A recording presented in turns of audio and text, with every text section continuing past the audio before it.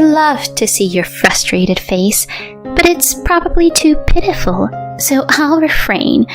I know it's awkward to see you, so why don't you go hide in the bathroom? The woman on the phone laughs hysterically and mocks me. I hate this woman more than anyone in the world. No, in the entire universe. 13 years ago, this woman stole my husband from me. I want to cut ties with her, but it's quite difficult, because sadly, this woman is my own sister. I chuckled as I held the phone to my ear for a while after it was unilaterally disconnected. My name is Kate, a 37-year-old divorcee.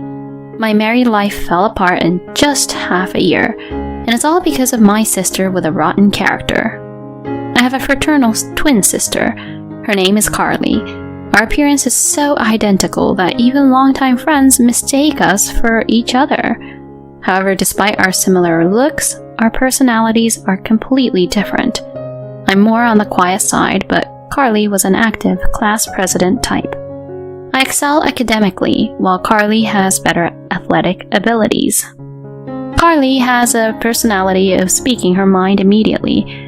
You manage to wear such tacky clothes so well.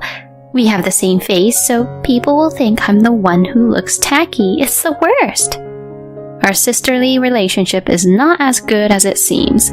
It's fine within the confines of our home, but trouble always seems to follow my sister Carly. Back in our student days, what's your deal, hitting on my boyfriend? I often found myself being confronted by girls from other schools on my way home.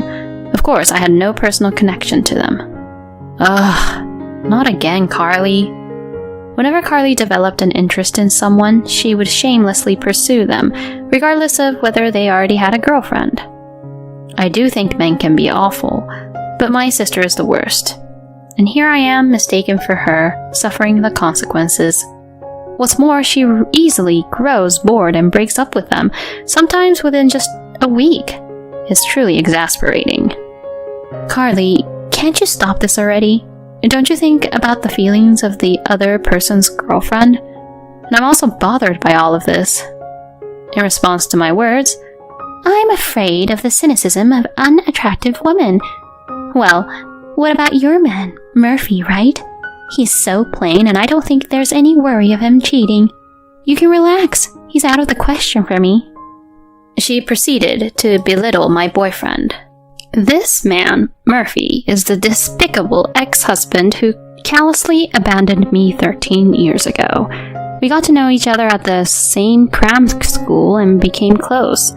He was more on the quiet side, and being with him brought me a sense of peace.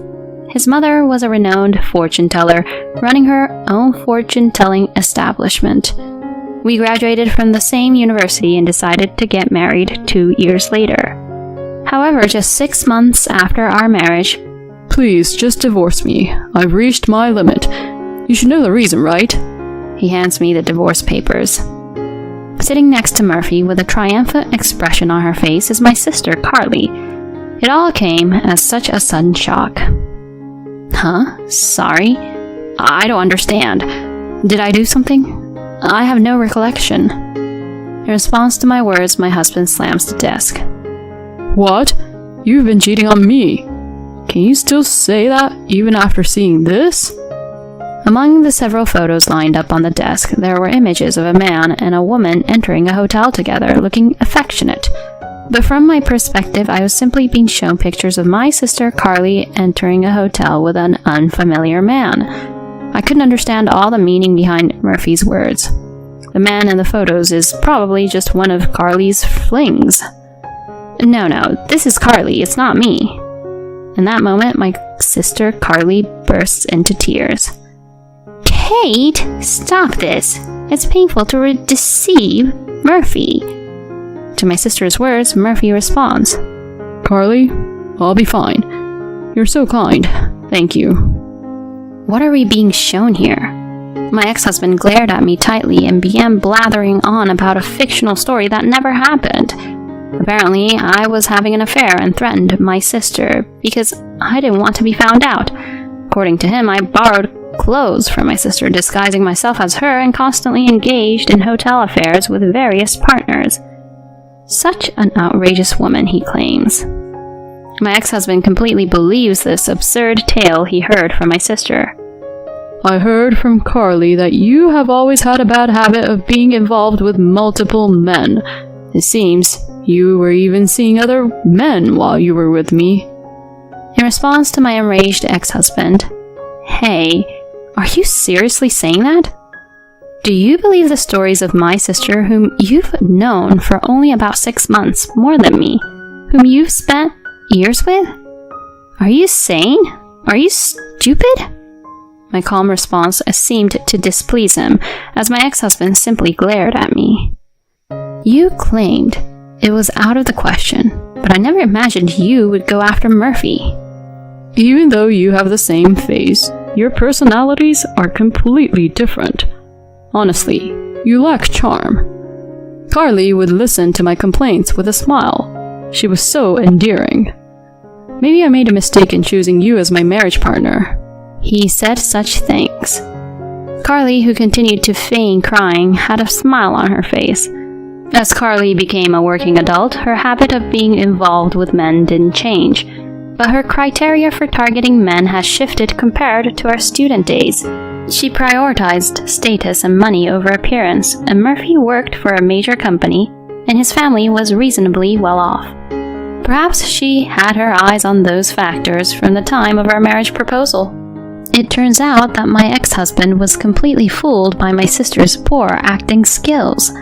I couldn't believe that my former long-term partner could be so foolish, and I felt my feelings quickly cool down. You two are the worst, you know. Do whatever you want. Just never appear in front of me again. Tears threatened to fall, but I held them back desperately. I signed the divorce papers handed to me on the spot and slammed them back at the two of them. It's my sister who is the only one who has a devious mind. It seems she and Murphy haven't yet become involved romantically. Claiming alimony from him would also be challenging. However, if these two could disappear from my life, I no longer cared about money. Afterward, I returned to my parents' home, but they were furious at my sister's actions and declared their disownment. As for the reaction of the person in question, Oh, whatever. If you ever need help with money, don't come to me or anything. Bye then. Even our own parents treated her with such disdain. I heard from a friend that my ex-husband and sister got married just 3 months after the divorce. I was so disgusted that I couldn't even cry. I didn't feel anything anymore. For the past 13 years, I haven't seen my sister and her husband. But one day I received a call on my phone from a payphone. Since it was work-related, I answered it. Hello, Kate. I immediately recognized the voice on the other end of the line. I don't know what kind of nerve you have to contact me. In response to my words, my sister Carly chuckled softly. Are you still holding a grudge? You're still as gloomy as ever, Kate. Well, never mind that. I have a favor to ask you. My sister continued talking without showing any remorse for the past. I'm pregnant. Huh? The father, of course, is Murphy, the one you loved so much. So I was thinking of announcing it to our parents, as it's their first grandchild. But I doubt those strict parents would listen if I told them directly. So tell them for me. She boldly gave me an order, even though she's been disowned. And what makes you think you can say such audacious things when you've been cut off? I retorted, but Carly had a comeback. And what about you? How many years has it been since then? It's been 13 years. 13 years! I think you're the only one who still holds a grudge. You're probably still living alone in our parents' house, right? I'll be the one to show them a grandchild in your place. She mocked me. This girl is a genius when it comes to irritating people. I thought that while remaining silent, and then Carly continued. I'd love to see your frustrated face, but I guess it's pitiful, so I'll refrain. It would be awkward to me, so why don't you hide in the bathroom or something? She said that while laughing hysterically. And then, I'll come over this weekend. Take care. With that, my sister unilaterally ended the call. I held the disconnected phone to my ear for a while and chuckled softly. On that weekend, while I was enjoying a quiet time at home, my smartphone rang. It was a call from a public telephone. I assumed it was my sister. Reluctantly, I answered the call. "Hey, unlock the call blocking already," she yelled. What's wrong with blocking calls from someone I don't want to hear from? Isn't that the purpose of call blocking? Oh, I see. Maybe you don't understand because you're not that bright. I chuckled in contempt. In response to her irritation, I heard a few cracking sounds over the phone. "I went through the trouble of coming here and no one's home? I told you I was coming today." Huh? Were you serious about that? I thought it was a joke. Besides, you unilaterally hung up the phone, so I didn't say anything, but I no longer live there. I could sense anger and slight agitation in my sister's voice as she spoke. It seemed like she was standing in front of our former house, although nobody lived there anymore. Thinking about the disturbance it would cause to the neighbors if she continued to create a scene, I gave her my current address and hung up the phone. After waiting for about an hour, the intercom rang, and when I answered it, Carly and my ex-husband Murphy were standing there with displeased faces. Carly immediately said, "Don't get too cocky. And what are you doing here? Why are you living in such a nice apartment?" She yelled at me with bloodshot eyes. It was understandable that my sister was surprised. This place was relatively new and was in good location. The rent was also decent. It wasn't a super luxurious apartment, but it was a nice property. Ignoring Carly's excitement, I said, "It's annoying and disruptive there, so why don't you come up?" I led them to my apartment, and Carly seemed surprised by the spaciousness. Seeing her frustrated expression, I couldn't help but chuckle. Inside the living room, our mother was sitting on the sofa silently observing my sister. Without uttering a word, she continued to gaze at Carly. "So you said you had something to discuss today, right? I'm not bothered by it, but if I'm in the way, should I hide in the bathroom?" I sarcastically remarked. "Never mind, I don't care anymore." Carly glared at me. And then she approached our mother and said, "Mom, it's been a while. I'm pregnant. That's why I wanted to talk today. I hope you'll let us stay here as a couple for a while." Without any sense of remorse for the past, my sister continued speaking. "Huh? You want me to live with you guys? No way, that's impossible. Have you forgotten what you did to me in the past? It's out of the question." Before I could finish my words, "Kate, just shut up. Besides, isn't this house still under Dad's name? You're an unmarried woman who couldn't even remarry at your age and are just leeching off our parents." Further adding insult to injury, "Thanks for your hard work until now. From now on, Murphy and I will take care of our parents' needs while living here together. Can you leave? And what about Dad? Is he at work?" My patience had reached its limit with my sisters smirking and laughing. However, it was our mother, who had been silently listening all along, who spoke up before me. "If it's about your father, he passed away." My mother muttered just those words.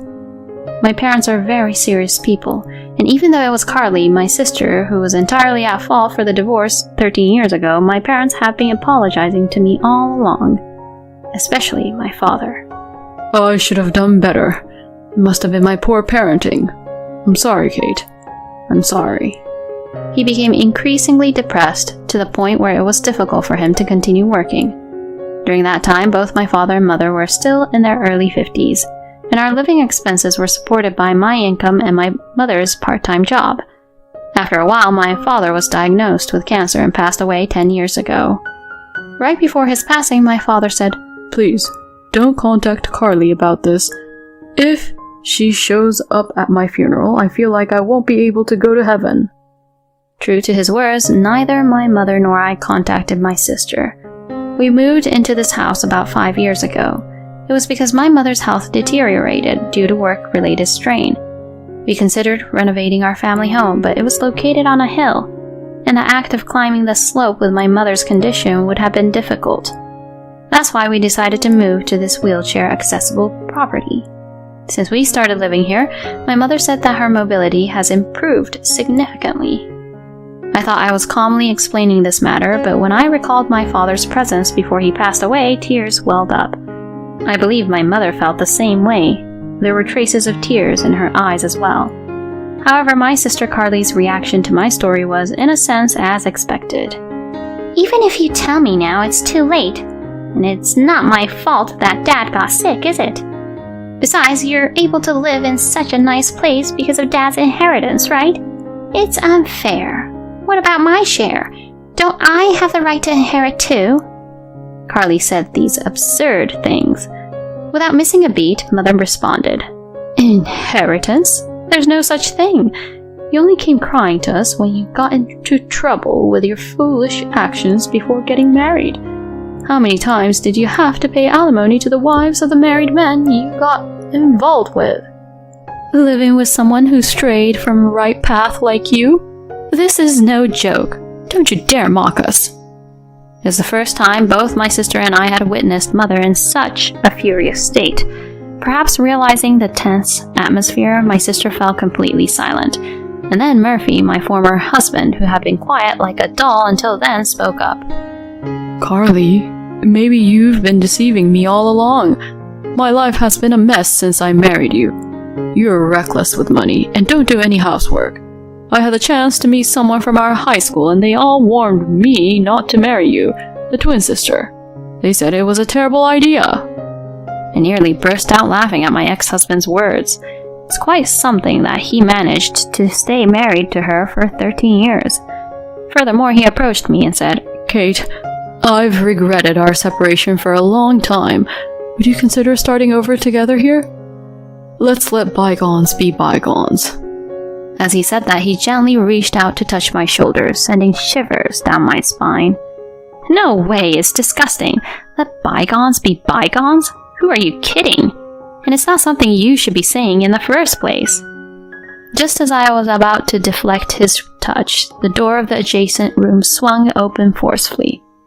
Could you please not touch her with your dirty hands? Suddenly a man appeared, surprising both of them with wide-eyed astonishment. Who's that? Ignoring my sister's mutter, I said, I told you to stay hidden and not get involved. In response to my words, Richard said, I had to intervene because he was about to touch you, Kate. Besides, having a third party present can help with the discussion. That might be true, but... This is my husband, Richard. And also, Ryan, come here. This is my 8-year-old son, Ryan. I called out to my son, who had been peeking from the shadow of the door. He stared at my sister and her husband with a piercing gaze, as if he had overheard some of their argument. Huh? You got remarried? That's unbelievable. Why? My sister was more surprised than anyone to learn that I had a husband and a son. Murphy, my ex-husband, also seemed to be at a loss for words, his mouth opening and closing like a fish. Why? How many years do you think have passed since then? It's been 13 years. 13 years! Even though so much time has passed, you two haven't changed a bit. It's astonishing. Oh well, at least you've aged significantly in appearance. My sarcastic words made their faces turn red. I met my current husband, Richard, shortly after my father passed away. We worked together and met a few times a year, but one day he asked me out.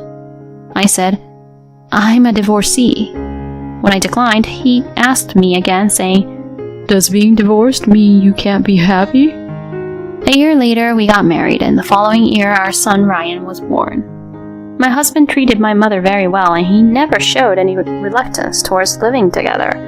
Perhaps it was because his parents, my in-laws, were already living with his brother and sister-in-law. I feel relieved because you're with Richard, she said, showing her support. Richard suggested moving to our current house because he was worried about my mother's mobility. Facing the two standing still, I said, My mother and I have our current life. Please, don't interfere. And Carly, you claimed to be pregnant. How many months along are you? Seeing the flustered reactions of the two, it seemed that the pregnancy was also a lie. Although Murphy and I were only married for half a year, I never got pregnant. That became a reason for my ex-mother-in-law to make snide remarks. And the fact that my sister isn't pregnant means that's how it is, I suppose. It seems that my sister and my ex-mother-in-law, both having a bad nature, got along well. Unable to withstand the harsh stares from our family, the two of them left the house as if fleeing. I've heard the story, but is she really your biological sister? Her face does resemble yours, but her character is something else entirely. Anyway, I guess this settles the matter. Speaking with a smile, my husband said that. I'm not so sure, I replied with a wry smile. That evening, something happened. The intercom kept ringing continuously. Looking at the monitor, I sighed. I knew they'd come. When I opened the door, there stood my pale-faced sister and my ex-husband. I need your help. I need money. Please, lend me money. They pleaded desperately. My husband wore a puzzled expression, but my mother and I had a different reaction. During the day, while waiting for my sister's call, my mother received a message from someone. It was from a friend of my late father's who currently lives in my former parents' house, which is now rented out to their family. When they returned home, they had found the garden flower beds trampled and the window glass cracked.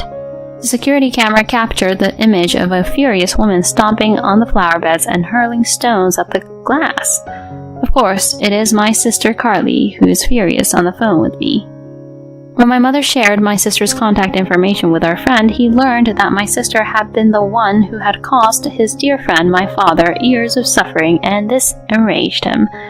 Among the damaged plants, there were reportedly precious flowers that were difficult to follow. It seems he also demanded compensation for the damages. I anticipated their reappearance due to their evident financial difficulties and struggles with housing, but I never imagined they would show up on that particular day. I was impressed by their energy. I can give you the money if you want, but there is a condition. Afterwards, as I watched the two of them dejectedly walking away, I couldn't help but laugh and say, "Serves you right." In my hand, I held the freshly signed agreement. As a condition for taking on this matter on their behalf, I made them sign a pledge to never approach us again. Still, Carly is my blood-related sister. Cutting ties with her completely is difficult. There might come a time when she will try to approach us again using this privilege. At that time, I'm prepared to fight, whether it be in court or anywhere else, using the secretly recorded audio from 13 years ago and this incident. That's how determined I am not to forgive my sister and her husband in the future. I later heard from a friend that my ex-husband quit his job at a major company right after divorcing me and started working as a staff member at the fortune-telling establishment managed by my former mother-in-law. He and my sister seemed to live a luxurious life with a high salary because they were relatives. However, a few months ago, my former mother-in-law suddenly passed away due to illness. My ex-husband took over as the successor, but he had no talent for fortune-telling. The fortune-telling establishment quickly became deserted. In a panic, my sister and her husband. This is a bracelet made with heartfelt intentions by our late mother. It seems they started a business telling lies to the people who had faith in the late mother-in-law. However, their lies were exposed through internal whistleblowing, and now a victims' association has been established. The fortune-telling establishment is being inundated with victims every day as it served as their workplace and residence. With nowhere else to go, my sisters sought refuge in our home. It's absolutely audacious and infuriating. However, considering the police's recent actions, it's only a matter of time before the two of them face legal consequences. After that, we moved again. It was due to my husband Richard's job transfer. Am I really allowed to come along? With an apologetic look, my mother asked. What are you saying? You are a cherished member of our family. Even if you resist, I'll carry you forcefully and take you with us. My husband Richard joked and laughed. Thank you. She shed tears of gratitude. Grandma is crying again. Here, take this tissue. While Ryan, my son, chuckled and expressed concern over my mother's easily moved nature, I watched the scene of my family with a sense of gratitude for the happiness I currently had.